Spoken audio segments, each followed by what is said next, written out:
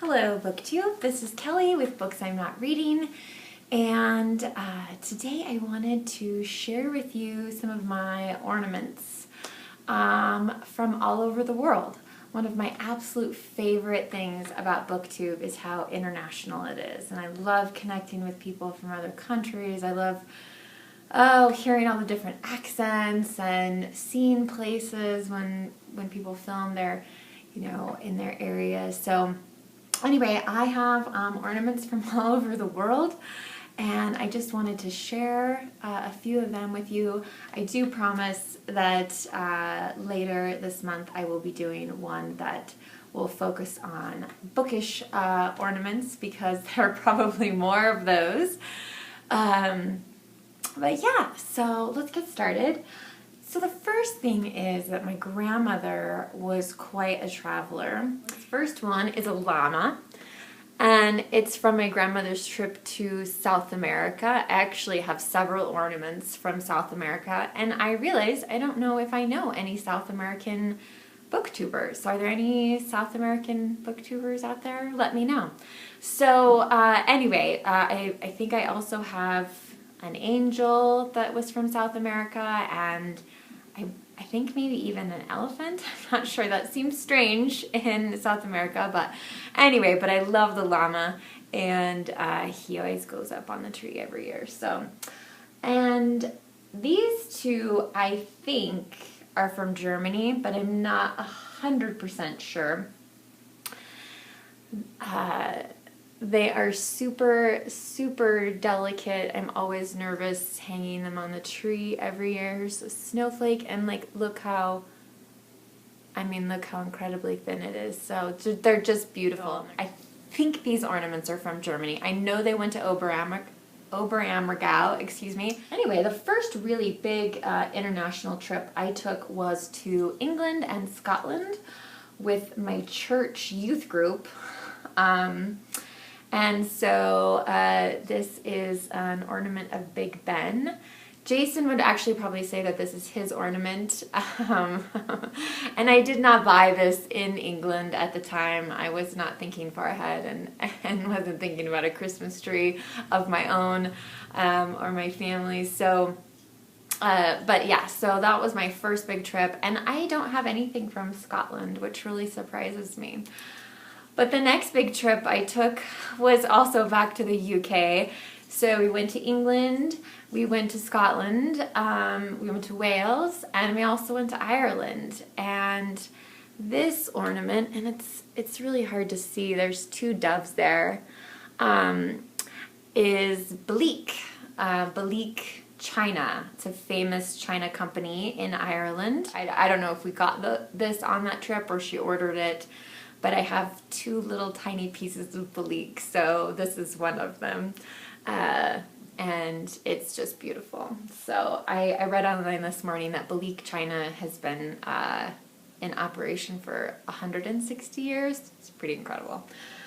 So the next kind of monumental trip in my life was a summer spent in France.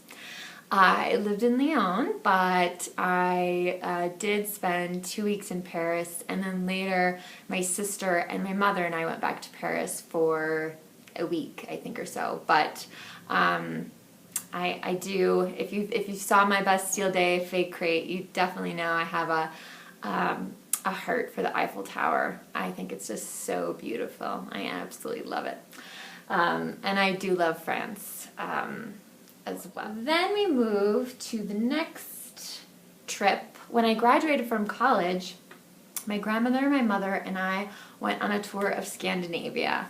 Now, I do have other things from Denmark and from Norway, but I don't have any ornaments from there. So, in addition to those places, we also went to Sweden. So I got this there. I wasn't gonna get one because I'm like, what? Why do I need a little? It's supposed to be red. I think it's kind of reddish orange. You guys can tell me what you think. But Anyway, I was like, what am I going to do with a doll horse? And so I asked my mom if she would put some string around it so I could hang it on my Christmas tree. And I'm so glad. I'm so glad that I did. And then we spent just a really brief time on that trip in Helsinki. And I got this ornament in Finland. It was from a major department store. I tried to figure out where this morning and preparing for this video. I don't know if it was Stockman. I just know it was a huge department store, and even though we were there in the summer, they had Christmas ornaments for sale because of course there were tourists going there all the time. But anyway, so this is my ornament from Finland, and I also bought Jason a cup from there that's hand carved. We were just friends at the time, so I didn't know I was going to be living with that mug as well, but I do remember that those are the two things that I bought when we were in Helsinki. And then some of the people from our group went on to go to St. Petersburg, and so I'm so glad that we did that. Now, this is another one of my grandmother's ornaments. I think that she got this when we went to Russia. It certainly looks Russian to me, but I could be wrong. It's beautiful nonetheless, wherever it came from. Certainly, again, not America. But, so I do have this one, but this one I bought. If you can see there, and I love how it's kind of egg-shaped, and in the back is all this fantastic Russian writing, but it does say 2000 at the top, so that's the year I was there, and it was like, I think it says something about 2,000 years since the birth of Christ, something along those lines. But anyway, so this is the ornament I bought in St. Petersburg. So that was really cool. A few years ago, Jason and I decided we were going to go see a tennis tournament. We were huge tennis fans, and I wanted to go someplace that was also interesting in case it rained the whole time we were there and our tickets were worthless. So we went to Montreal for the Rogers Cup, and it was a year that the men were playing in Montreal. But we really fell in love with the city itself. And there's a beautiful church in the heart of the city, and I got this. This is the outline of the church. I think this is the church Celine Dion got married in. Not sure, but it is quite spectacular on the inside. And I also remember there being an absolutely fantastic Christmas store down the street. And again, we were there in August, I believe. But the Christmas store was, you know, all out all year long. I asked them if they got sick of it. They said no. One person had like Christmas tattoos along their arms. So anyway, but we found Montreal to be charming and beautiful, and I hope we get to go there again. It was great. Yeah, maybe we should go there sometime when there isn't tennis, although, the tennis was pretty fantastic. I do have an ornament that's a tennis racket and a tennis ball, but anyway. And then I also have a really great friend that lives in Canada, and she gave me this one year, and I'm pretty sure it came from Indigo or Chapters, which is the big chain bookstore in Canada. So anyway, I always have this down at the bottom of the tree, so if the cat decides to play with it, it'll be okay.